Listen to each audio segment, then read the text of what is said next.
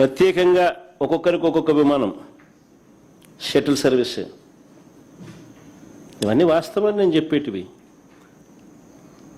ఏదైనా కానీ దుమ్మెత్తిపోయాలా అసెంబ్లీ అన్నది, అసెంబ్లీలో దుమ్మెత్తిపోయాలి అని ఒక ఆరాటంతో మమ్మల్ని తిడతారు తప్ప మేము అడిగే ప్రతి ప్రశ్న వాస్తవంగా లోతైన ప్రశ్నలు, ప్రతి ఒక్కరూ ఆలోచన చేయదగ్గ ప్రశ్నలు.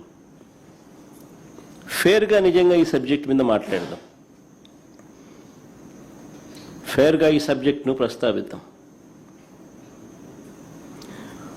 వైఎస్ఆర్సీపీ ఈ ప్రాంతానికే కాదు, రాష్ట్రంలో ఏ ప్రాంతానికి అప్పుడు ఇప్పుడు ఎప్పుడు వ్యతిరేకం కాదు అనే విషయం స్పష్టంగా మరొక్కసారి చెప్తా ఉన్నా.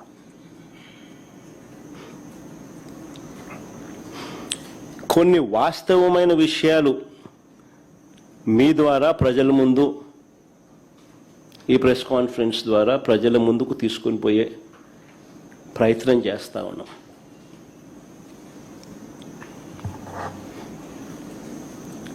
చంద్రబాబు నాయుడు గారు చెప్పిన లెక్కల ప్రకారమే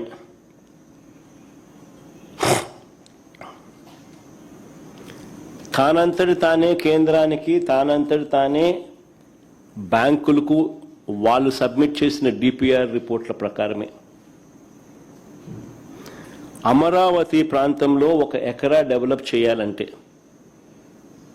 డెవలప్ అంటే బిల్డింగులు కాదు, డెవలప్ అంటే కేవలం అక్కడ రోడ్లు, కరెంటు, డ్రైనేజు, నీటి సదుపాయాల కల్పనకు మాత్రమే. వీళ్ళ లెక్కల ప్రకారమే ఎకరాకు 2 కోట్ల రూపాయలు ఖర్చు అవుతుంది అని ఇచ్చిన వీళ్ళ లెక్కల ప్రకారమే 50,000 ఎకరాలకు అయ్యే ఖర్చు ఇంటూ 2 కోట్లు అంటే 1,00,000 కోట్ల రూపాయలు. మొదటి దశలో తీసుకున్న ఈ 50,000 ఎకరాలకి దిక్కు లేదనుకుంటే, మొదటి దశలో తీసుకున్న ఈ 50,000 ఎకరాలకే దీనికి అయ్యే 1,00,000 కోట్ల రూపాయలకు దిక్కు లేదు అని అనుకుంటే,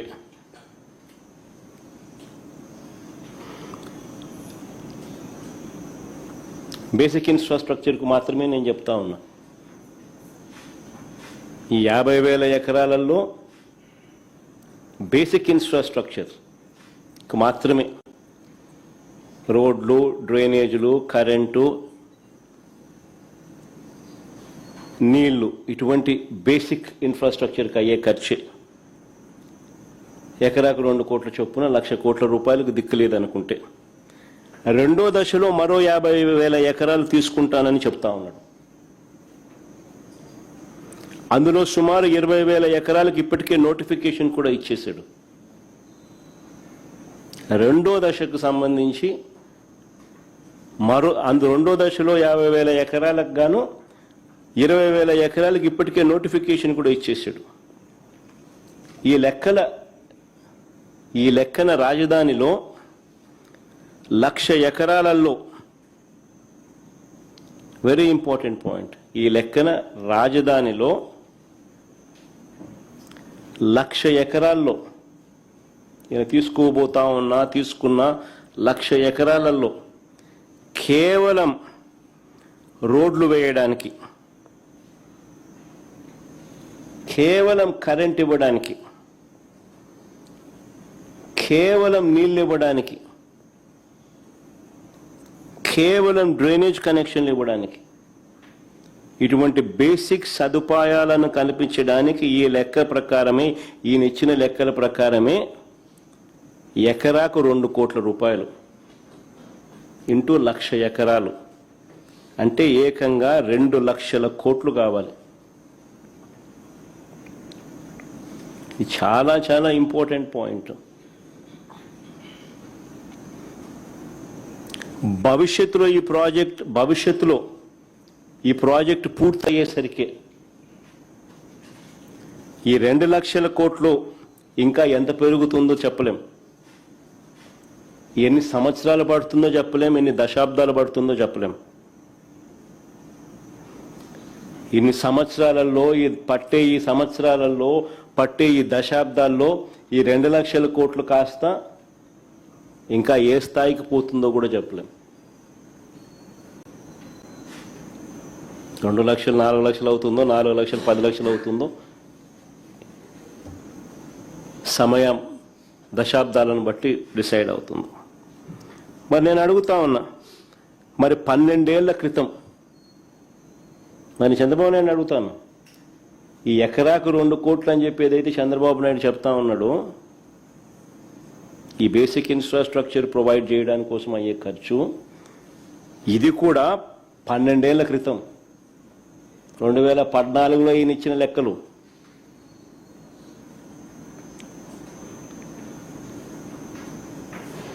పన్నెండేళ్ల క్రితం లెక్కల ప్రకారమే 2 లక్షల కోట్లు పెట్టాల్సిన ఈ చంద్రబాబు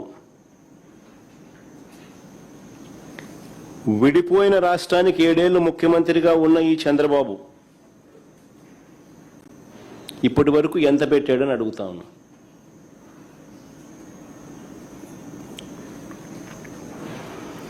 రెండు 2014 నుంచి 19 మధ్యలో తొలి 5 ఏళ్లలో ఈయన పెట్టింది కేవలం 5,335 కోట్లు. 2014 నుంచి 2019 మధ్యలో తొలి 5 ఏళ్లలో ఈయన పెట్టిన ఖర్చు 5,335 కోట్లు, 2 లక్షల కోట్లకు గాను. అవి కూడా అప్పుల ద్వారా తెచ్చినవే. ఈ 2 ఏళ్లలో కూడా ఎంత పెట్టారని చూస్తే, ఇప్పుడు మళ్ళీ సెకండ్ టర్మ్ మళ్ళీ ఆయన ముఖ్యమంత్రిగా ఆయన ఈ 2 ఏళ్లలో కూడా ఎంత పెట్టారని చూస్తే, నాకున్న సమాచారం ప్రకారం చంద్రబాబు నాయుడు గారు అమరావతి కోసం ప్రస్తుతానికి చేసిన గ్రాస్ కమిటెడ్ అప్పులు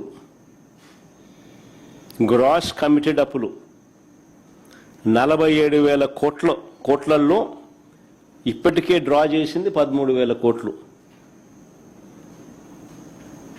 ఇందులో కూడా ఇక్కడ భలే ఆశ్చర్యమైన విషయం, ఇందులో కూడా మొబిలైజేషన్ అడ్వాన్సులుగా ఇచ్చింది 5,500 కోట్లు. 10% చేయడము, 8% తీసుకోవడం కమిషన్. అసలు ఇంతవరకు మా హయాంలో ఎప్పుడు మొబిలైజేషన్ అడ్వాన్స్ అనేది లేదు. పని చేస్తే బిల్లులు పెడితే ఇస్తాం. ఈయన వచ్చినాక దాన్ని మార్చి మొబిలైజేషన్ అడ్వాన్స్ తీసుకొచ్చినాడు. ముందే డబ్బు ఇస్తున్నాడు, ఆ డబ్బులో నుంచి ఇమీడియట్గా డబ్బు ఎత్తున్నాడు. 10% ఇస్తున్నాడు, 8% కమిషన్ ఎత్తున్నాడు.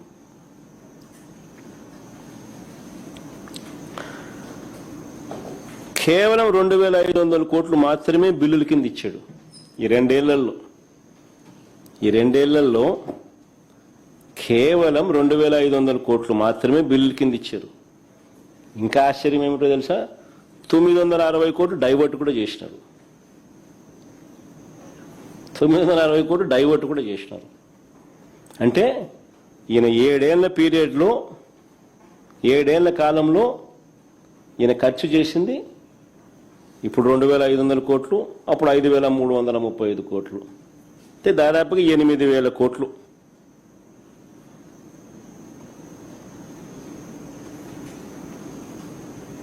మరి కేవలం నేను చంద్రబాబు నాయుడు గారిని అడుగుతా ఉన్నా, మరి కేవలం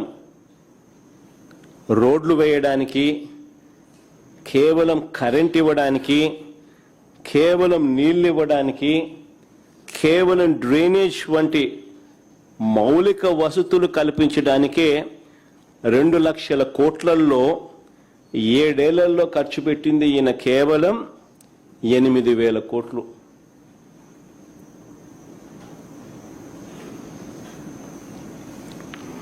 మరి 7 ఏళ్లలో 8,000 కోట్లు పెడితే ఇక 2 లక్షల కోట్లు పెట్టడానికి ఎన్ని సంవత్సరాలు పడుతుంది, ఎన్ని దశాబ్దాలు పడుతుంది?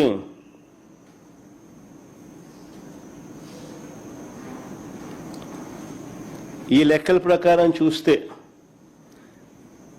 ఈ లెక్కల ప్రకారం చూస్తే అందరూ కూడా ఆలోచన చేయాలి ఈ విషయాలన్నీ కూడా.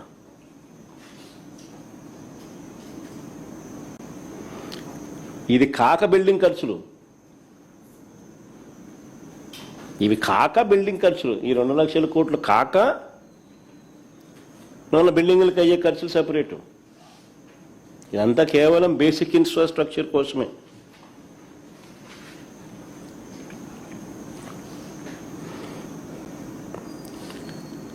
ఆశ్చర్యం ఏమిటో తెలుసా, కేవలం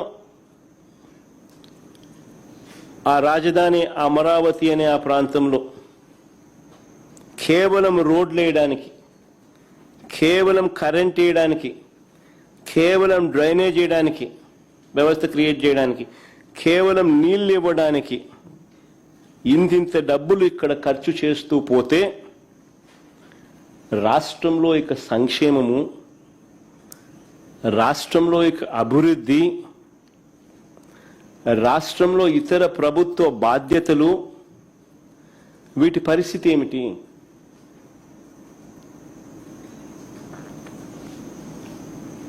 ఇది చాలా చాలా ఇంపార్టెంట్ పాయింట్.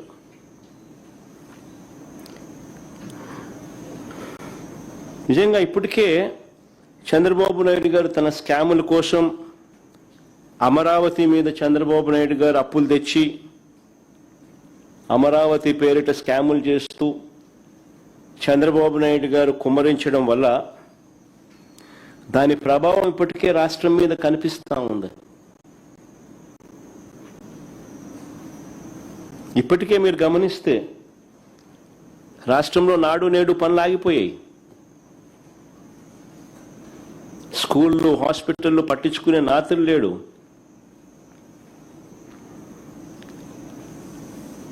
పిల్లలకు ఇవ్వాల్సిన విద్యా దీవెన, వసతి దీవెన, ఫీజు రీయింబర్స్మెంట్, వసతి దీవెన ఆగిపోయింది. ఈ సంవత్సరంతో కలిపితే 10,000 కోట్ల రూపాయలు అవసరమైతే బడ్జెట్లో పెట్టింది 2,600 కోట్లు బకాయిలతో కలిపి. ఆరోగ్యశ్రీ ఆగిపోయింది ఇప్పటికే. ఈరోజు పేపర్లో ఏకంగా బోర్డు తిప్పేసినారు రాష్ట్ర ప్రభుత్వం మీద నిరసన తెలుపుతూ. నెట్వర్క్ హాస్పిటళ్లు పేదవాడికి ఉచితంగా వైద్యం చేసే కార్యక్రమానికి ఫుల్ స్టాప్ పెడుతూ స్ట్రైక్ కాల్ ఇచ్చినారు. వ్యవసాయం పూర్తిగా దెబ్బతినింది.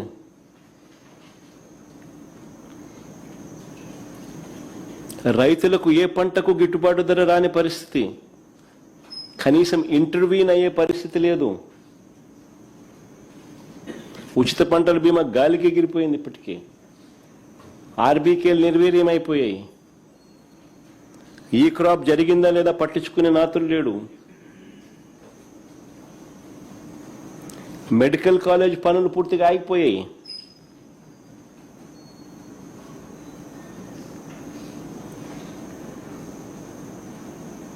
$5,000 కోట్లు ఖర్చు అయ్యేది.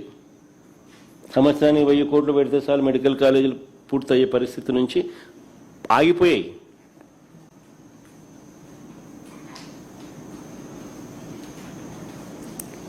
మా పథకాలన్నీ, మా ప్రభుత్వ హయాంలో ఉన్న పథకాలన్నీ ఇప్పటికే రద్దయిపోయాయి. రాష్ట్రానికి అవసరమయ్యే ఇలాంటి ఎన్నెన్నో కార్యక్రమాలన్నీ కూడా ఆగిపోయాయి. చివరకు చంద్రబాబు ఇచ్చిన సూపర్ 6, సూపర్ 7 హామీలకు కూడా మోసాలుగా మిగిలిపోయాయి. ఇక చంద్రబాబు 1,00,000 ఎకరాల అమరావతికి 2 లక్షల కోట్లు ఎప్పుడు పెట్టగలుగుతాడు?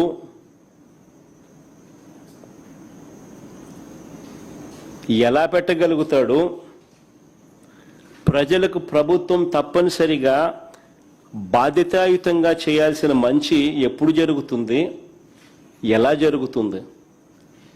ఉద్యోగస్తులకు 36,000 కోట్లు బకాయిలు ఇప్పటికే.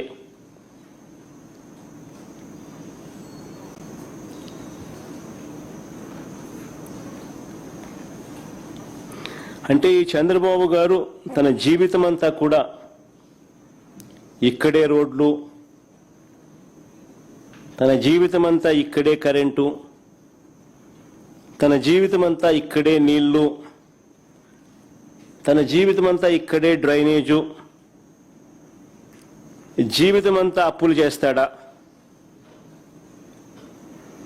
అంతవరకు రాష్ట్రంలో ఇలా ప్రజలు రాష్ట్రము ఇబ్బందులు పడుతూనే ఉండాలా?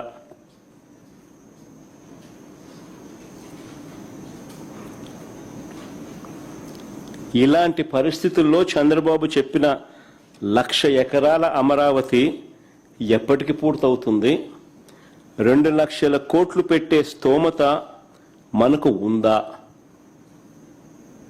ప్రతి ఒక్కరు ఆలోచన చేయాలి ఈ విషయాలన్నీ కూడా. ఎందుకనంటే బుడిదేయడం సులభం, కానీ ప్రాక్టికల్గా ఆలోచనలు అన్నది ఒక లీడర్గా, ఒక స్టేట్స్మెన్గా చేయాల్సిన ధర్మం నాయకులపై ఉంటుంది. ఈ ప్రశ్నలన్నీ కూడా అడుగుతున్నారని అసెంబ్లీలో తీర్మానం అంటూ, అది కూడా కౌన్సిల్ను పిలవకుండా,